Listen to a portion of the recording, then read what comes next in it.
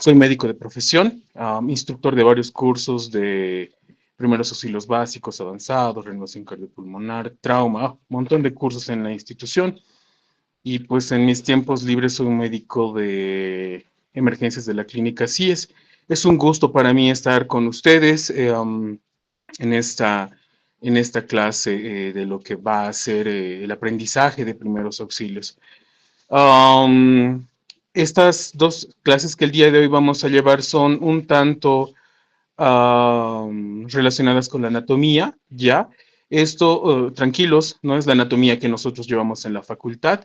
Esta es una anatomía bastante simple, son conceptos bastante simples que nosotros vamos a repasarlos o aprenderlos el día de hoy con el objetivo de ponernos, de que nosotros más adelante podamos entender algunos términos que vamos a ir empleando a medida que vayamos avanzando las clases teóricas y tanto prácticas. Siéntanse en la libertad de preguntar cualquier cosa, obviamente referida a los temas que vayamos viendo, ¿sí? Mientras ustedes tengan más dudas y esas dudas se vayan respondiendo, su aprendizaje va a ser mucho más efectivo en este curso de primeros auxilios. Tratemos de participar cada vez que se les haga una pregunta, por favor. Detesto las clases que parecen sesiones espiritistas. ¿A qué me refiero con esto? Donde yo pregunto algo y nadie responde, nadie dice nada, ¿no?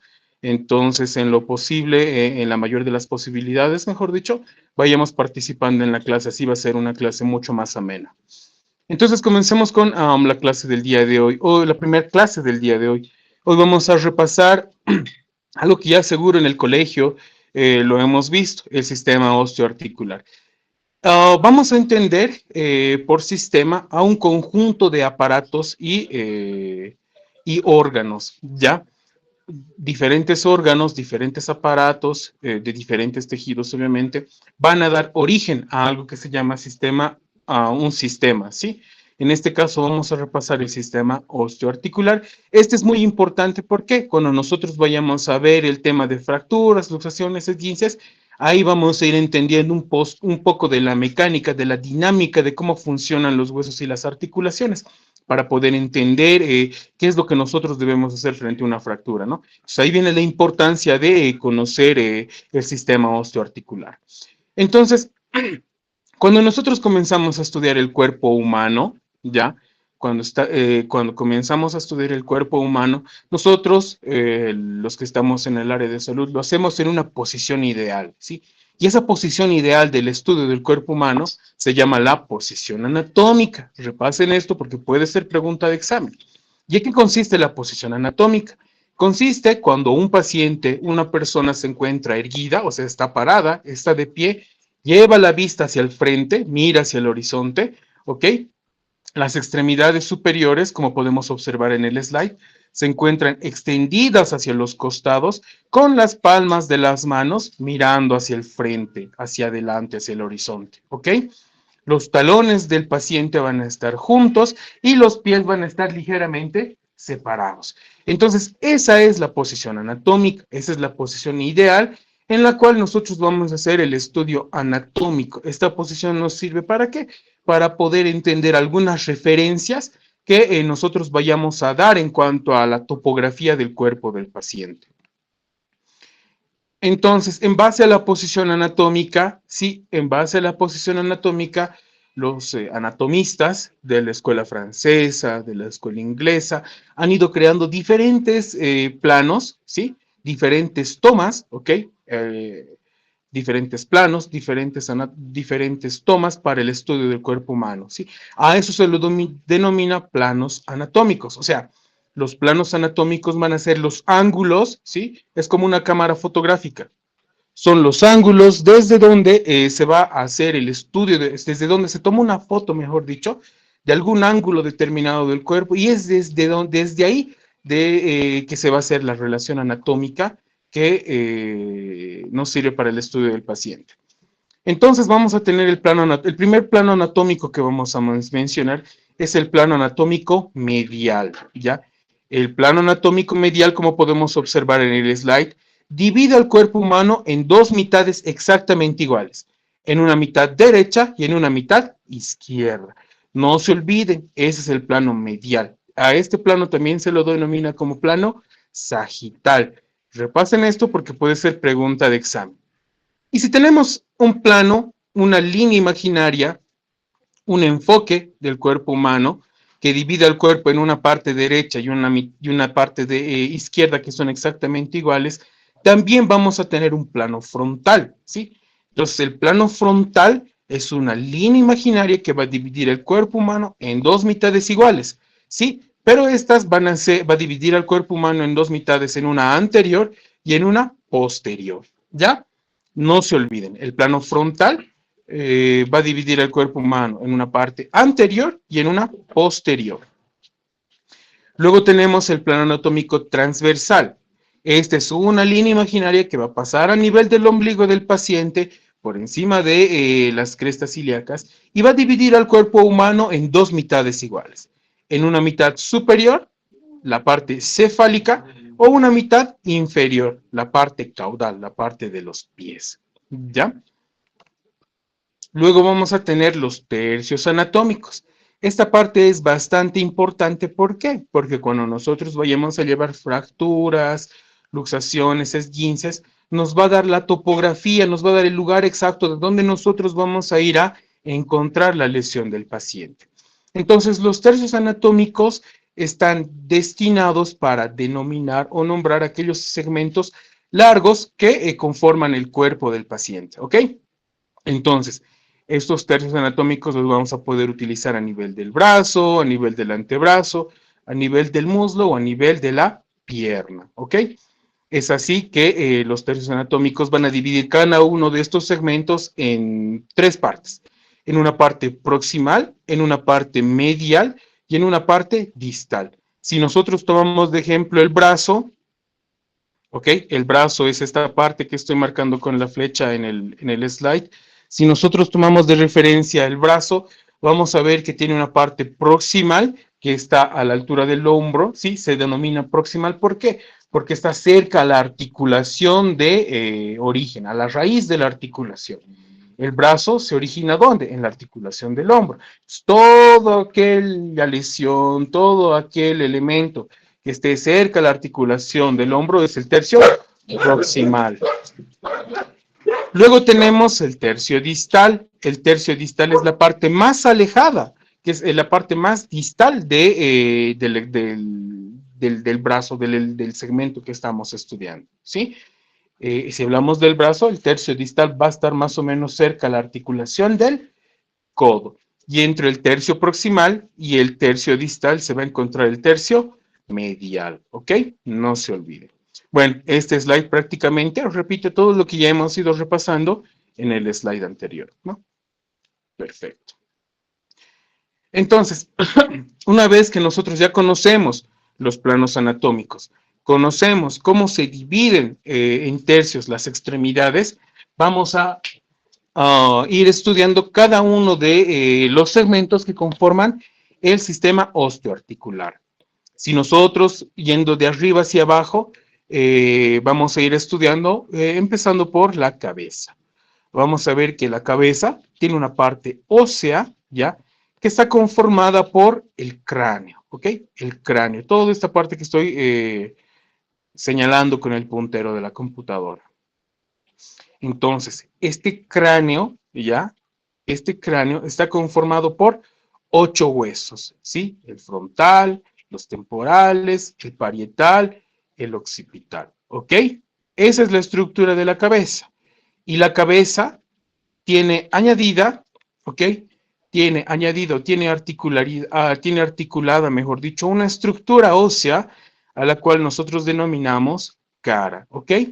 Entonces, si la cabeza está conformada por un frontal, dos temporales, dos parietales y un occipital, la cara de igual forma tiene diferentes huesos, ¿ok? La cara está conformada por 14 huesos. Tiene los huesos malares o los pómulos. Tenemos los huesos propios de la nariz, que son dos. Se fracturan estos siempre que uno recibe un golpe a nivel de la nariz. Luego tenemos los huesos lagrimales. Tenemos los dos pares de huesos que van a conformar la mandíbula superior, o los maxilares superiores. Tenemos una mandíbula, tenemos los cornetes que se encuentran dentro de la cavidad nasal. Luego, a nivel de la cavidad oral tenemos el vomer, mejor dicho, los palatinos. Y a nivel de la cavidad nasal tenemos un hueso que va a dividir la cavidad nasal, el hueso vomeriano. Con que ustedes sepan que la cabeza está conformada por 8 huesos y la cara está conformada por 14 huesos, nosotros estamos contentos. La cabeza se va a unir al tórax, ya, se va a unir al pecho, al tórax, ¿ok? A través de una estructura que se denomina cuello.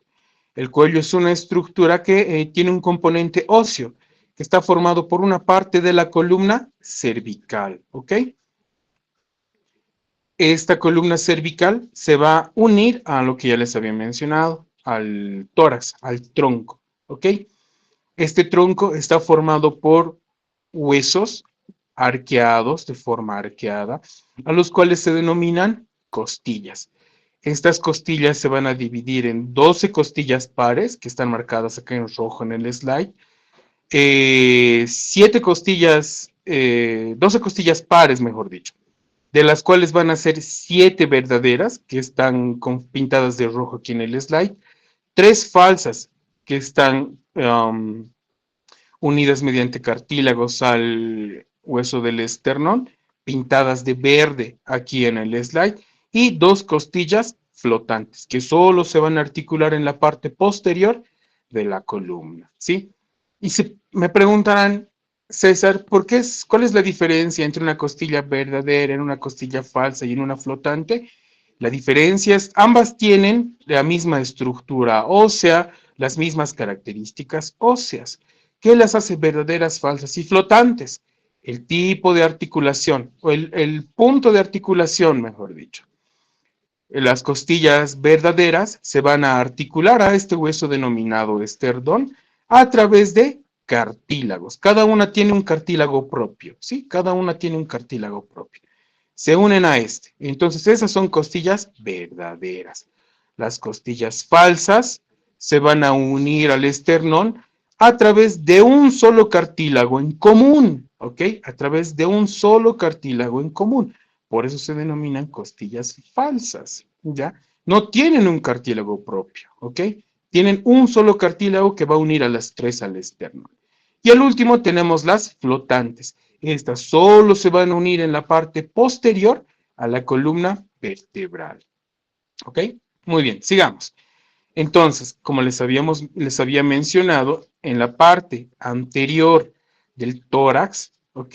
Las costillas se unen a través del esternón. Y este es el esternón, ¿sí? El esternón. Tiene una forma de daga. Lo describen así en los libros de anatomía. Este hueso esternal está conformado por un manubrio, ¿ok? Por un cuerpo y por un apéndice. Conocer esta estructura es importante, ¿por qué? Porque cuando nosotros hacemos, ustedes cuando lleven el tema de obstrucción de la vía aérea o cuerpos extraños en la cavidad oral, van a ver que para realizar la maniobra de Heimlich, ¿ok? Nosotros nos localizamos detrás del cuerpo del paciente y vamos a hacer una presión con el puño cerrado, más o menos a nivel del apéndice gifoides aquí del esternón. Entonces, por eso es importante esas estructuras que nosotros les mencionamos para que ustedes se ubiquen al momento de hacer algún procedimiento. Luego tenemos la columna vertebral. La columna vertebral es una estructura ósea que comienza a nivel del cuello y termina más o menos a nivel de la cola, a nivel lumbar, a nivel sacro, mejor dicho, en una estructura que se denomina coxis. La columna vertebral es un órgano importante, ¿por qué? Porque dentro de esta estructura ósea va a caber una estructura nerviosa muy importante, la médula espinal, que va a mandar raíces nerviosas hacia las diferentes partes del cuerpo para dar inervación, dar motilidad, mandar diferentes señales para cumplir una determinada misión en el segmento, ¿no? Por eso es importante que cuando nosotros van a ver en la evaluación del paciente, sospechamos de un paciente que tiene lesión a nivel de la columna vertebral, van a ver cómo es que nosotros lo movemos. Entonces, ahí la importancia de saber qué hay dentro de la columna vertebral, ¿no? Hay raíces, terminaciones nerviosas, mejor dicho, que son de vital importancia para el paciente. Entonces, esta columna vertebral está conformada por una parte cervical, ¿ok? La parte rojita. Luego tenemos la columna dorsal, esta parte verde. Tenemos la parte lumbar, esta parte azul de la columna vertebral. Y por último tenemos la región sacrocoxígea, ¿sí? Muy bien. Vamos a ver ahora, al tórax del paciente se encuentran articulados los órganos apendiculares superiores. Estos son las extremidades superiores, ¿no? Las extremidades superiores se unen al tórax a través de una articulación denominada hombro, que anteriormente se encuentra conformada por la clavícula y posteriormente se encuentra conformada por el omóplato. Estas dos estructuras se unen y van a dar cabida a la articulación del hombro, donde va a ir a encajar la extremidad superior. El brazo, mejor dicho, la extremidad superior está conformada por tres segmentos: el brazo, el antebrazo y la mano. Y obviamente la mano tiene sus propias estructuras que más adelante les vamos a ir viendo. Entonces, la mano está conformada por una parte denominada carpo, ¿ya? Luego tenemos la parte del metacarpo, ¿ok? Y luego tenemos los dedos, carpo, metacarpo, y luego tenemos los dedos, ¿ok? Como les había mencionado, toda esta extremidad se encuentra unida al tórax a través de la cintura escapular, ¿no?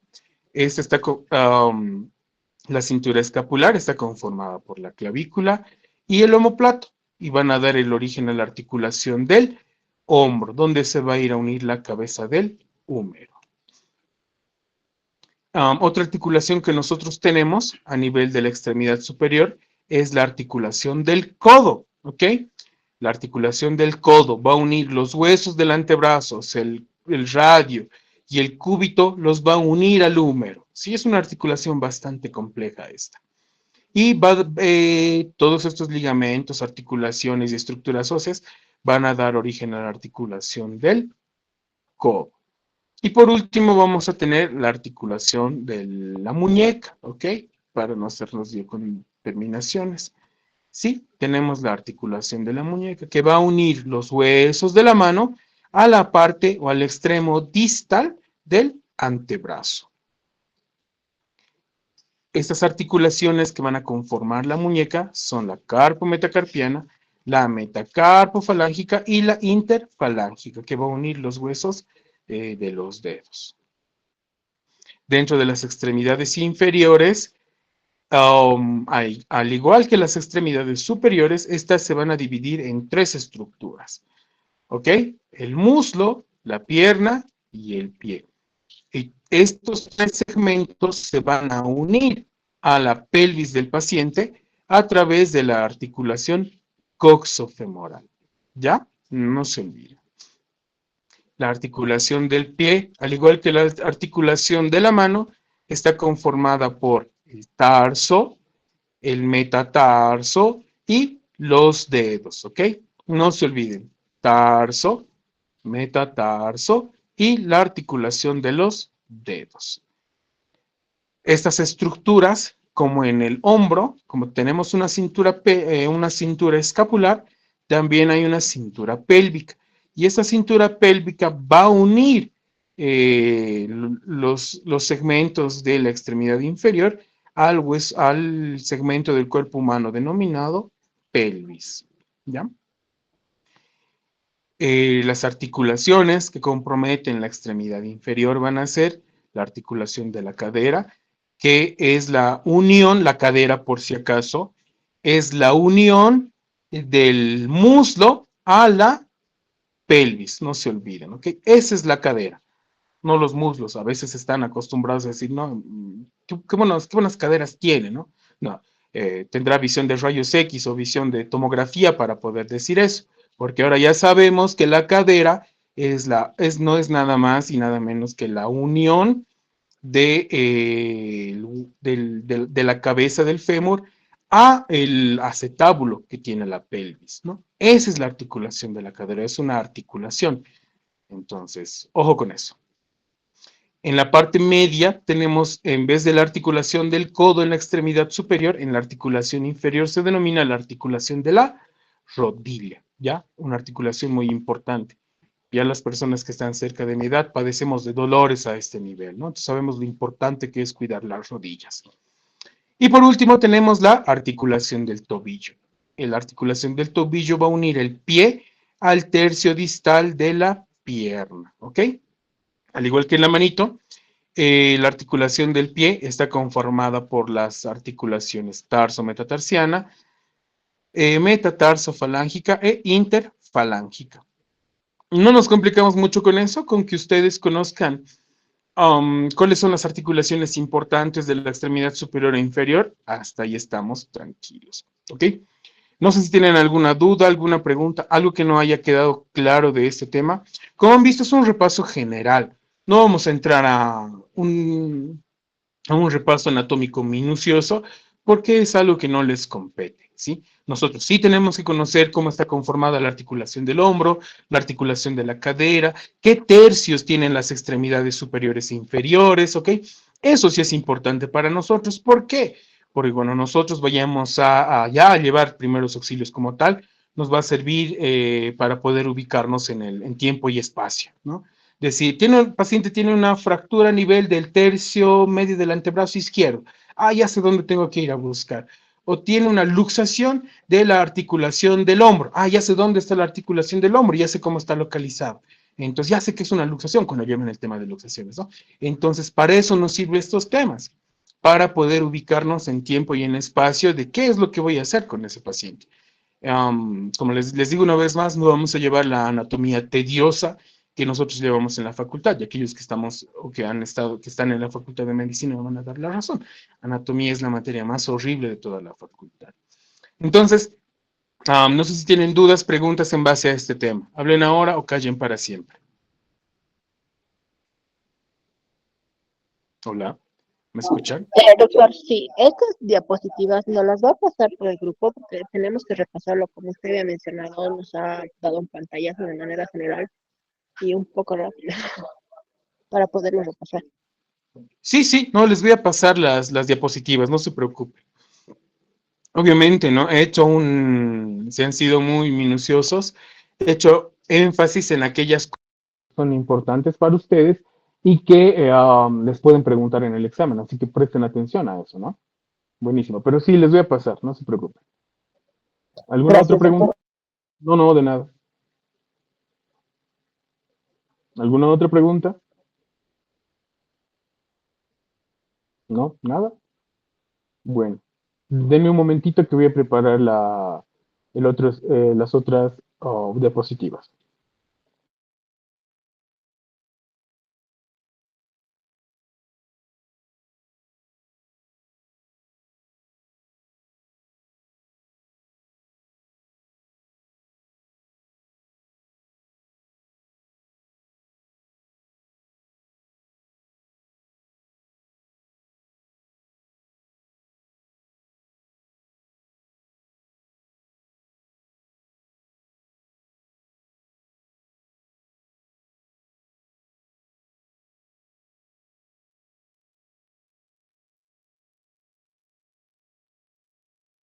Bien, ahora sí, me pueden escuchar, ¿no?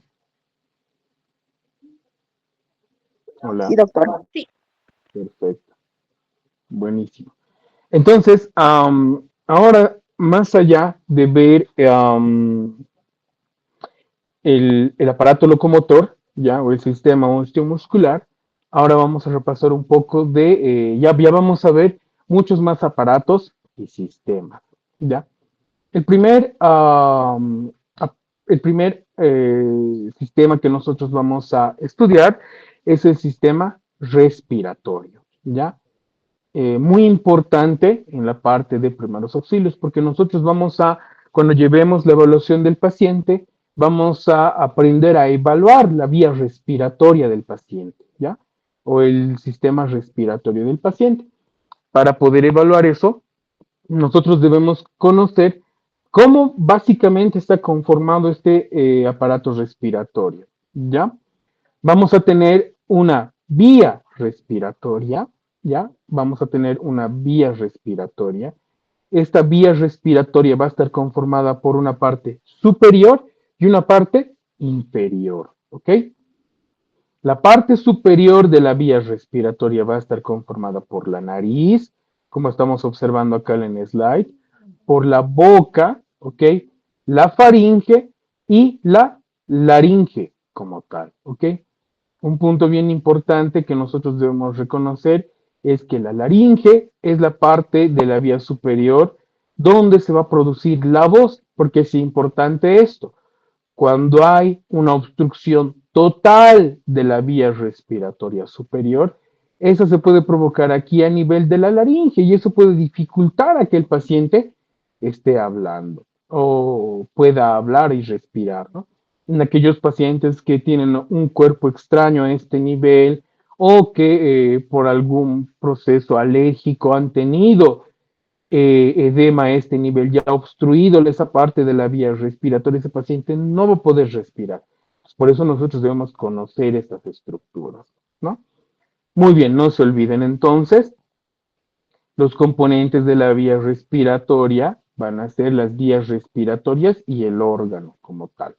Dentro de las vías respiratorias vamos a tener una parte superior conformada por la nariz, la boca, la faringe y la laringe, ¿ok? Si yo en el examen les pregunto cómo o qué estructuras conforman la vía respiratoria superior, ¿ustedes qué van a responder? La Hola, nariz, la boca, la faringe, la nariz. la laringe. Perfecto. No se van a olvidar de eso. Entonces, si hay una vía respiratoria superior, obviamente pues habrá una vía respiratoria inferior, ¿ya? La vía respiratoria inferior está conformada principalmente por aquellas estructuras que van a dar origen a los pulmones, ¿ya? Y el pulmón es el lugar donde se va a producir el intercambio gaseoso, específicamente en este penacho que nosotros estamos viendo en el slide, en los alveolos. Entonces, vamos a ver que como parte de la vía respiratoria inferior, ya vamos a tener a la tráquea. La tráquea es un tubo que va a unir a la vía respiratoria superior. Ya es un tubo de conducción que se encarga de humidificar, purificar, limpiar y acondicionar el aire que va a entrar a los pulmones. ¿Ya? Esta tráquea se va a dividir, ¿ok? En dos partes, en un bronquio principal izquierdo y en un bronquio principal derecho. Y cada uno de estos bronquios va a ir dividiéndose en pedacitos más pequeños, en bastantes ramas. Es como la raíz de un árbol, para que me entiendan. Y todo esto va a dar origen a los pulmones, ¿ok? Los pulmones. Los pulmones, de acuerdo al lugar que estén en el tórax, o sea, el izquierdo o el derecho, se van a dividir en un lóbulo superior, en un lóbulo medio y en un lóbulo inferior. El pulmón izquierdo solo tiene dos lóbulos, superior e inferior, porque una parte está ocupada por el corazón, ¿no? Entonces, no se olviden que la vía respiratoria inferior o los elementos que conforman la vía respiratoria inferior van a ser la tráquea, los bronquios, los pulmones. Y a su vez los pulmones se van a dividir en lóbulos.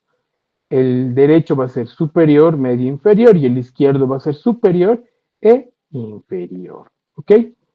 A su vez, las partes ya más pequeñitas de estos bronquios van a ir dando origen a los bronquiolos y al final van a llegar a esta parte, a este penacho que estamos viendo aquí en el slide, al cual se denomina alveolo. ¿Ok?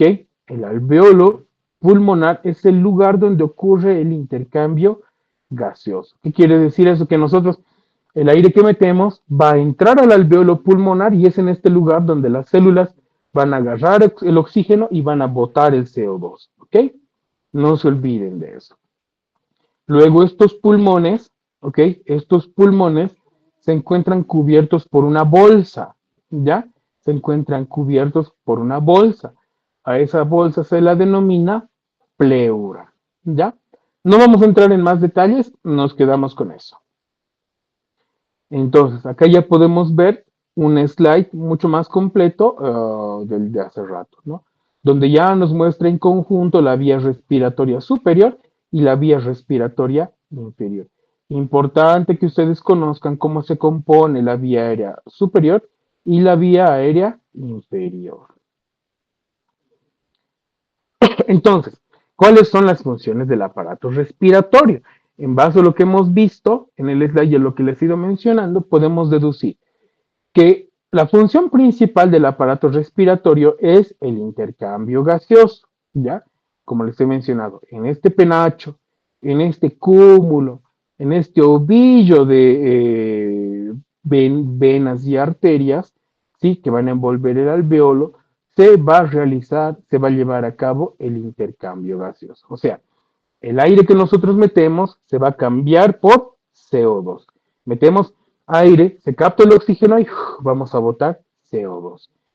Este intercambio gaseoso se va a llevar gracias a un ciclo, ¿ya? A un ciclo respiratorio o ventilatorio, como quieran llamarlo, conformado por una inspiración. Ojo, la inspiración es cuando yo meto aire, por si acaso, no cuando estoy inspirado en escribir un poema para la chica que me gusta, no, ese es otro tipo de inspiración. Cuando nosotros en fisiología respiratoria hablamos de inspiración, nos referimos al proceso de, mediante los músculos que forman parte de la respiración, el diafragma, los intercostales y demás, vamos a captar el aire que está a nuestro alrededor. ¿Para qué? Para meter ese aire hacia nuestros pulmones. Dentro de nuestros pulmones ocurre el intercambio gaseoso, ahí termina la inspiración y luego tenemos la expiración. Botamos el CO2 que viene resultado del intercambio gaseoso, ¿ok? Entonces, no se olvide. Una función importante del aparato respiratorio es el proceso respiratorio como tal, que está conformado por la inspiración y expiración. Y ambos, ¿ok? Forman un ciclo respiratorio, ¿ya? Uno, dos. Esto es muy importante, ¿por qué? Porque cuando nosotros vayamos a evaluar la frecuencia respiratoria del paciente, vamos a ir contando o las inspiraciones o las expiraciones. Jamás de los jamás vamos a contar los dos en conjunto, porque nos va a dar un dato equivocado, ¿ok? Por eso es importante conocer eso, ¿sí? Pues ya hemos visto que como componentes del aparato respiratorio vamos a tener a los pulmones, que son dos, un derecho y un izquierdo, y en las partes más distales de estos pulmones vamos a tener los alveolos, que son como pequeños sacos, pequeñas bolsas de aire, donde se lleva a cabo el intercambio gaseoso. Fisiológicamente hablando es un tema bastante complicado entender la fisiología respiratoria, ¿ya? Porque hay diferencia entre presión parcial de oxígeno, presión parcial de CO2. No, es muy, muy complicada la fisiología respiratoria, ¿no? Pero a grandes rasgos les menciono eso, nada más. Con que nosotros sepamos que en el alveolo se lleva a cabo el intercambio gaseoso, perfecto. Y que tenemos dos pulmones, un derecho y un izquierdo, y ahí se lleva a cabo también la respiración, perfecto. No nos complicamos más. Hasta ahí, dudas, preguntas sobre el aparato respiratorio. ¿No? ¿Ninguna?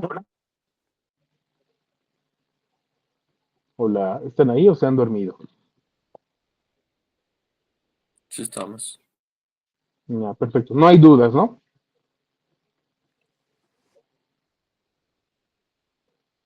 Bueno, creo que eso es un no. De todos modos, ya lo veremos en el examen o en las clases prácticas. Otro componente importante del cuerpo humano, ¿ya? Es el aparato circulatorio. Cuando nosotros hablemos de aparato circulatorio, quiero que se imaginen a todo el sistema de tuberías de agua que nosotros tenemos en la ciudad, ¿sí? Todo el agua que nosotros tenemos en nuestra casa es impulsado por una bomba, ¿ok? Para que esa agua llegue a nuestra casita es impulsado por una bomba, ¿sí? Esa agua es trasladada a través de tubos, ¿no? Las cañerías. Y pues esa agua viene de las montañas, de las represas, ¿no? Es un componente líquido. Entonces el aparato circulatorio funciona de la misma forma, ¿ok? La bomba, en este caso, es el corazón, ¿sí? El corazón. El corazón es la bomba, es el órgano que se va a encargar de bombear todo ese líquido a las partes más lejanas de nuestro cuerpo humano. ¿Ok? Esas cañerías van a estar conformadas por los vasos sanguíneos. Vamos a tener arterias, que son las encargadas de transportar sangre oxigenada al cuerpo humano, y vamos a tener las venas, que son las encargadas de transportar sangre desoxigenada, ¿ok? Al corazón. ¿Sí? Y en vez de agua en el cuerpo humano, nosotros tenemos sangre. La sangre es un componente que ya más adelante lo vamos a ir estudiando, pero no se olvide. El aparato circulatorio está conformado por los vasos sanguíneos, el corazón y la sangre. ¿Ok? Pregunta de examen por si acaso. Entonces, los vasos sanguíneos, como ya los he ido mencionando, vamos a tener tres tipos de vasos sanguíneos. ¿Ok? Vamos a tener las arterias, que son vasos de grueso calibre. Son bastante gruesas las arterias. ¿Por qué? Porque transportan la sangre a alta presión, ¿ya? Por eso tienen que ser gruesas, porque tienen que resistir toda esa fuerza que el corazón va a ejercer para no poder explotar, ¿sí? Entonces tenemos las arterias, que son vasos de gruesos calibres. En las partes más distales, las arterias se van volviendo más delgaditas y a eso se las van a denominar arteriolas. Las arteriolas van a dar origen a los capilares, ¿ok? Van a dar origen a los capilares y vamos a tener como capilares una parte arterial y una parte venosa. Una vez que ocurra el intercambio de nutrientes, el intercambio de oxígeno, ¿sí? Esta sangre desoxigenada, estos capilares van a dar origen a las vénulas y estas van a dar origen a las venas para retornar al corazón, como podemos observar en este slide, ¿no? Muy bien. Luego tenemos la sangre, es el líquido vital, ¿ok? Es el líquido que nos permite estar vivos, ¿sí? Si nosotros agarramos un poco de sangre y la centrifugamos, vamos a ver que la sangre, como en este slide, en este dibujo del slide que nosotros estamos viendo, vamos a ver que la sangre tiene una parte líquida y una parte sólida, ¿ok? La parte líquida de la sangre se va a denominar plasma y la parte sólida se va a denominar, y la parte celular se va a denominar la parte sólida, ¿ok? Y esta parte sólida va a estar conformada por los glóbulos rojos, que son las células encargadas de transportar oxígeno, los glóbulos blancos, que son las células encargadas de las defensas del cuerpo, y las plaquetas, que son aquellas estructuras encargadas de ayudarnos a detener las hemorragias. ¿Ya? No se olviden de eso. Luego, vamos a tener a la bomba, el órgano principal, el corazón. Si nosotros hacemos un corte al corazón, vamos a ver que el corazón está conformado por 4 cavidades, 2 ventrículos y 2 aurículas. Vamos a tener la aurícula izquierda, el ventrículo izquierdo, el ventrículo derecho y la aurícula derecha. A su vez, cada una de estas partes del corazón va a estar unidas a través de válvulas. La aurícula derecha mejor dicho, van a estar separadas. La aurícula derecha está separada del ventrículo derecho por la válvula tricúspide. Y la aurícula izquierda está separada del ventrículo izquierdo por la válvula mitral. Y ambas estructuras están separadas por el septum interventricular. ¿Ya? No se complique. con que ustedes conozcan que hay un corazón derecho, un corazón izquierdo, y que cada parte del corazón tiene una aurícula y un ventrículo, nosotros felices. Es importante que nosotros entendamos que hay una... lo vamos a ir hablando más adelante. Entonces, dentro de las funciones del aparato circulatorio están el transporte de sangre, ¿ya? Como sabemos, la sangre es un elemento importante que va a transportar oxígeno, va a transportar nutrientes, va a transportar desechos y demás sustancias que son importantes. ¿Para qué? Para mantener a la célula viva, ¿ya? Para mantenernos vivos. Entonces, eso es una de las funciones de la sangre, del aparato circulatorio, el transportar sangre. En la sangre, como se los he mencionado, vamos a transportar desechos como la urea, desechos como las bilirrubinas, desechos como el CO2, toda esa parte todos los desechos que se han generado del metabolismo del azúcar o del oxígeno se van a transportar en la sangre a diferentes órganos para ser eliminados. ¿Ok? También otra función del aparato circulatorio es llevar la nutrición hacia los tejidos, como estamos observando en el slide, ¿no? Otra función importante del aparato circulatorio es regular la temperatura, ¿no? Regular la temperatura. Es importante. Ahora sí, algo que nosotros debemos entender es que el aparato circulatorio está conformado por una circulación mayor y una circulación menor, ¿ok? La circulación mayor comienza en el ventrículo izquierdo y va a terminar en la aurícula derecha, ¿ya? Circulación mayor, así se llama, o sistémica, ¿ya? Pregunta de examen. Una vez más, la circulación mayor o sistémica, ¿ya? Se va a originar en el ventrículo izquierdo y va a terminar en la aurícula derecha, ¿ya? Circulación mayor. La circulación menor o pulmonar, ¿ya? Circulación menor o pulmonar se va a originar en el ventrículo derecho, ¿ya? Y va a terminar en la aurícula izquierda, ¿ok? La circulación menor, repito una vez más, se va a originar en el ventrículo derecho del corazón y va a terminar en la aurícula izquierda, ¿sí? Me preguntarán, César, ¿por qué hay circulación mayor y circulación menor?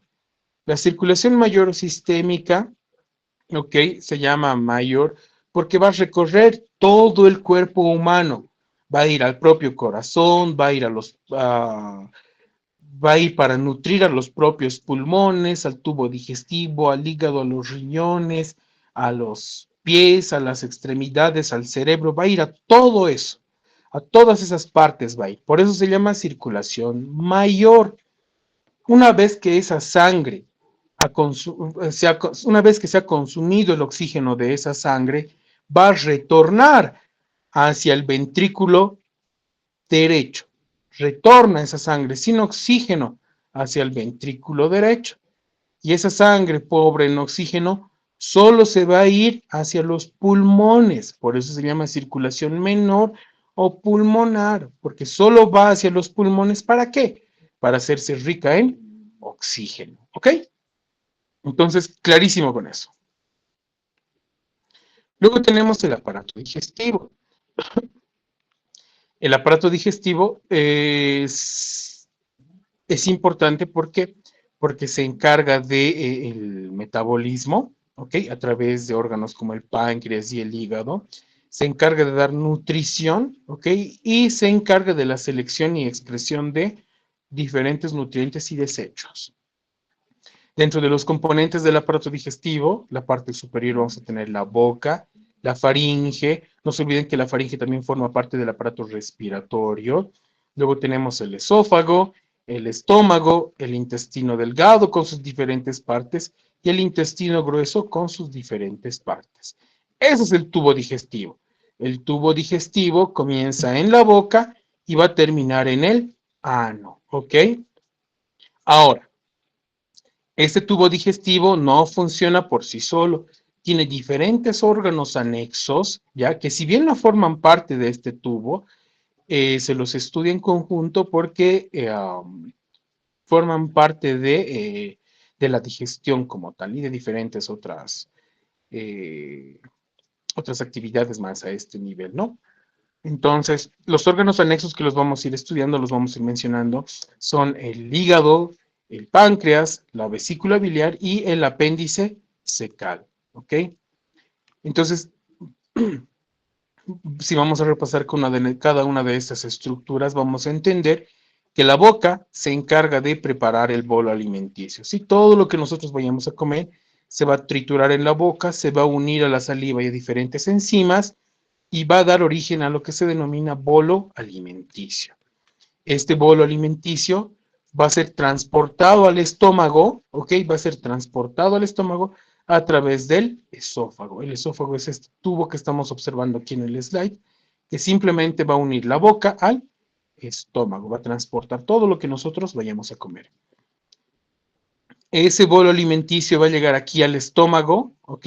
Va a llegar al estómago y el estómago va a ser el encargado de secretar diferentes sustancias ácidas que van a desintegrar este bolo alimenticio, ¿sí? Lo van a transformar en elementos más absorbibles para nosotros, para nuestras células, ¿ok?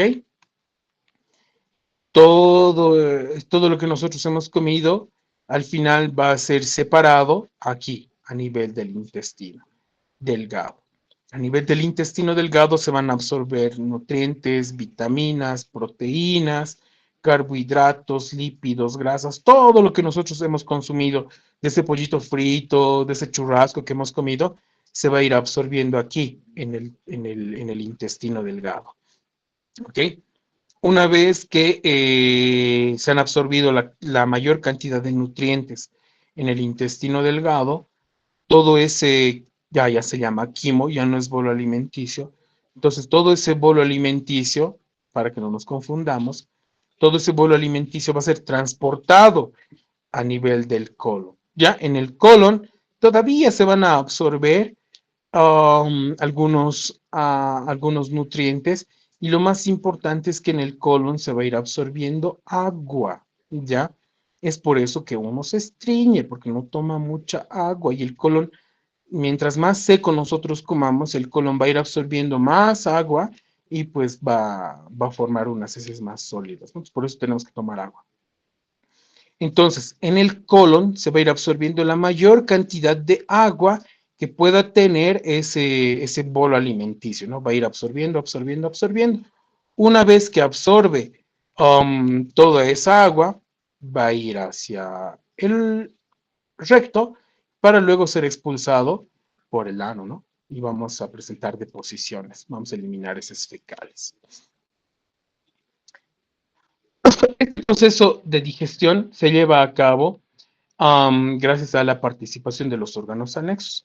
Los órganos anexos van a secretar diferentes sustancias que van a transformar todo lo que nosotros vayamos a comer, ¿sí?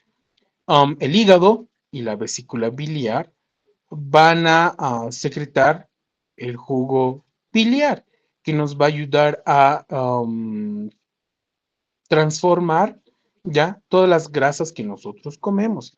Por eso cuando nosotros tenemos problemas de vesícula en especial, ya toda grasa que nosotros vayamos a comer, pollos, queso, mantequilla, maníes, palta, todo eso, si nosotros tenemos problemas de vesícula biliar, van a ocasionarnos dolores a este nivel, cólicos, ¿sí? Porque mientras más grasa consumimos, tenemos más predisposición de formar piedras y pues como sabemos que para disolver las grasas se necesita jugo biliar, pues la vesícula se va a ir contrayendo y nos va a provocar bastante dolor, ¿no? Entonces, de esa forma participa el hígado en el proceso de la digestión, a través de la secreción de bilis, y la bilis nos ayuda a transformar las grasas que nosotros vayamos a comer. Otra función importante del hígado es que funciona como un almacén de proteínas, ¿ok? Funciona como un almacén de proteínas. Cuando nosotros tenemos una dieta baja en proteínas, nuestro hígado se activa y va consumiendo, va liberando, mejor dicho, proteínas como la albúmina, ¿ok? Que van a ayudar al correcto funcionamiento del cuerpo humano, ¿sí? También el hígado funciona como un depósito de azúcares, grasas, minerales y vitaminas, ¿no? Y además el hígado es un laboratorio importante porque todo lo que nosotros vayamos a consumir, medicamentos, bebidas alcohólicas, alimentos, todo lo que nosotros comemos, el hígado, las células del hígado captan eso y lo van a transformar en sustancias que no sean tóxicas para nosotros, ¿sí? El hígado es un órgano noble, nosotros tenemos que cuidarlo bastante, ¿ok? Porque es un órgano importante. Y no saben lo feo que es morir por problemas hepáticos, ¿no? Por una cirrosis hepática y demás. Pues tenemos que cuidar el hígado. Luego tenemos otro órgano importante. Si bien este órgano no forma parte del proceso digestivo, ¿ya? Pero se lo estudia con los órganos anexos al aparato digestivo porque está cerca, ¿sí? Este órgano es el vaso. El vaso no tiene nada que ver con la digestión, pero se lo estudia con el aparato digestivo porque está en esa misma cavidad, ¿sí? La función del vaso va a ser la formación de la selección, mejor dicho, de glóbulos rojos, ¿sí? Al vaso se lo conoce como el cementerio. ¿Por qué? Porque tiene, el vaso es como una pequeña red, ¿sí? Y los glóbulos rojos tienen que pasar por esa red. Entonces, los glóbulos rojos que ya están viejitos, ¿sí? Los glóbulos rojos que ya están viejitos, ya no pueden pasar por esa red. Entonces, cuando pasan por esa red, revientan y van a morir al vaso, ¿ok? Bueno, por eso en los libros de anatomía clásico, al vaso se lo conoce como el cementerio, porque ahí van a morir todos los glóbulos rojos. Y otra función importante del vaso es que se encarga de formar las defensas del cuerpo, ¿sí? Aquí en el vaso se van a formar algunas familias de glóbulos blancos que son importantes en las defensas del cuerpo humano, ¿ok? No se olviden de eso. Y como otro órgano anexo, que ya lo hemos mencionado, tenemos la vesícula biliar. Otro órgano importante en el proceso de la digestión es el páncreas, ¿ya? El páncreas es una glándula mixta, o sea, forma parte de la digestión, secretando el jugo pancreático que se encarga de absorber lípidos, grasas, ¿ya? Que transforma, mejor dicho, grasas en lípidos para que sea de mejor absorción, ¿ya? Y tiene una función también importante en la regulación del azúcar que nosotros vayamos a consumir. Ok, bueno, no azúcar, todos los carbohidratos, ¿no? Entonces, tiene una función exocrina, secretando jugo pancreático para la digestión, y tiene una función endocrina, secreta insulina para la regulación de glucosa a nivel del cuerpo. ¿Ok? Esa es la función del páncreas. Y por último tenemos al apéndice secal que está aquí a nivel del ciego del intestino grueso, ¿no? Bueno, antes se decía que el apéndice no tenía ninguna función, ¿no? Era un vestigio, era un remanente del tubo digestivo embrionario. Antes se decía eso. En la actualidad se ha demostrado que el apéndice secal es un órgano importante de origen linfático, ¿sí? El apéndice secal se encarga de la producción de inmunoglobulina A, que es una defensa del colon, porque sabemos que el colon es un lugar bastante sucio, bastante contaminado, que tiene, bueno, aparte de tener heces fecales, de contener heces fecales, tiene un montón de bacterias, ¿ya? Entonces, la función del apéndice secal es esa, liberar diferentes sustancias que se llaman inmunoglobulina A, que va a evitar que estas bacterias malas nos hagan daño. También se encarga de almacenar bacterias buenas, ¿ok? Que forman parte de la microbiota del intestino grueso, ¿sí? Entonces, es la función del apéndice. ¿Por qué es importante conocer a estos órganos? Cuando nosotros llevemos la evaluación del paciente, imaginariamente, como estamos viendo aquí en el slide, vamos a dividir el abdomen en 4 cuadrantes. Cuadrante superior derecho, cuadrante superior izquierdo, cuadrante inferior izquierdo y cuadrante inferior derecho. ¿Ya? En el cuadrante inferior izquierdo, derecho, mejor dicho, se va a encontrar la mayor parte del hígado, se va a encontrar parte del intestino grueso, se va a encontrar el estómago. Entonces, un paciente que recibe un golpe a este nivel, nosotros vamos a pensar, puede tener alguna lesión a nivel del hígado, ¿no? Por eso es importante conocer dónde está. Si tiene un golpe a nivel del cuadrante superior izquierdo, el órgano que siempre se lesiona es el vaso, revienta, ¿ya? Y el paciente puede tener peritonitis. Entonces, paciente que ha recibido un golpe en esta parte, puede que se haya lesionado el vaso. Lo mismo sucede con los intestinos, ¿ok? Esto lo vamos a repasar con mayor énfasis en la parte de evaluación del paciente. Luego vamos a tener el sistema nervioso. El sistema nervioso nos va a permitir conectarnos con el medio que nos rodea y va a comandar las funciones vitales importantes para que nosotros nos mantengamos con vida, ¿ya? Vamos a tener un sistema nervioso central que está conformado por el cerebro, como estamos viendo acá. Luego tenemos el cerebelo, ¿ok? Luego tenemos el bulbo raquídeo, ¿ok? No se olviden, el sistema nervioso central está conformado por cerebro, el cerebelo y el bulbo raquídeo. Luego tenemos, si hay un sistema nervioso central, pues obviamente va a haber un sistema nervioso periférico. El sistema nervioso periférico está conformado por la médula espinal, que ya les he mencionado que la médula espinal está dentro de la columna vertebral, ¿ok? Y esta va a mandar diferentes terminaciones nerviosas a las extremidades, al tórax, al abdomen, a la pelvis y a las extremidades inferiores. ¿Para qué? Para cumplir diferentes funciones, ¿ya? A su vez, el sistema nervioso se va a dividir en un sistema nervioso voluntario, ¿ya? Este es el que nosotros podemos dominar, para que me entiendan, ¿ok? El sistema nervioso voluntario, nosotros podemos dominar. Si yo quiero, puedo mover mis manos. Si yo quiero, me puedo aguantar de hacer pipí. Si yo quiero, me puedo aguantar de presentar catarsis, ¿me entienden? Voluntario. El propio individuo comanda eso. Y luego tenemos un sistema nervioso autónomo, al que yo no puedo darle órdenes, ¿ok? Yo no puedo darle órdenes. Yo no le puedo decir a mi corazón, viejo, ya no latas. Yo no le puedo decir a mi riñón, che, ¿sabes qué? Deja de filtrar la sangre.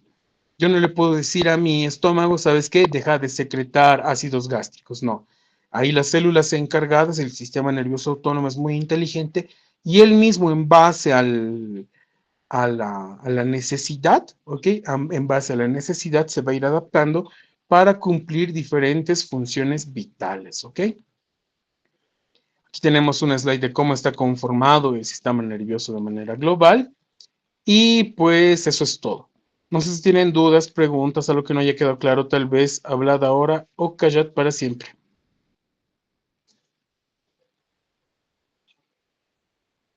Hola, ¿están ahí? Por mi parte, no, doctor. Ya, perfecto. ¿Alguien más? Hola, ¿están ahí o se han dormido? Ninguna pregunta por el momento. Ya, perfecto. Bueno, como les dije, este es un repaso general de lo que es anatomía. No olviden a las cosas que hice énfasis, ¿ok? Que sí nos van a servir bastante para recordar o para ubicarnos en esto de aprender primeros auxilios, ¿ok? Tranquilos, no se estresen, no se les va a preguntar, no sé cuántas caras tiene el húmero, cuántas caras tiene el corazón, no, esas cosas son de facultad, eso no se les pregunta a ustedes, con que ustedes sepan cuántos tercios tiene la extremidad, el brazo, cuántos tercios tiene el muslo, dónde está el muslo. Entonces, con eso nosotros felices, o dónde se encuentra el hígado, ¿no? Entonces, con esas cosas nosotros felices, ¿ya? Ya el día de mañana ya vamos a entrar a un tema bastante importante, ya de primeros auxilios, así que más pilas para ahí, por favor, ¿ok? Ya pues el sábado en la práctica vamos a resolver muchas más dudas. Si no hay dudas, preguntas, eso sería todo. Que tengan buena noche y ya comencemos a repasar, ¿ok? Eso es todo. Gracias. Listo, muchas gracias. Muchas gracias, doctor. Gracias. Buenas